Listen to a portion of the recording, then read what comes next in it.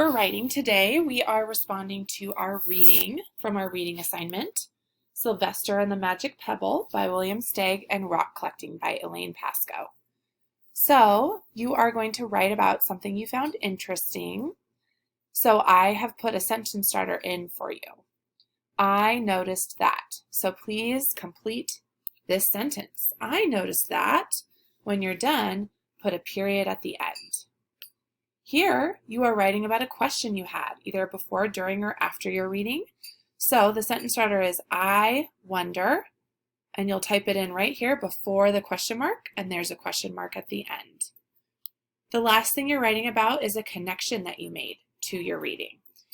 The sentence starter is right here. This reminded me of a time when, so you're going to finish that sentence and then put a period. There's also a video about when to have capital letters. Capitalization is something that I am noticing we need to work on, especially when we are writing the word I.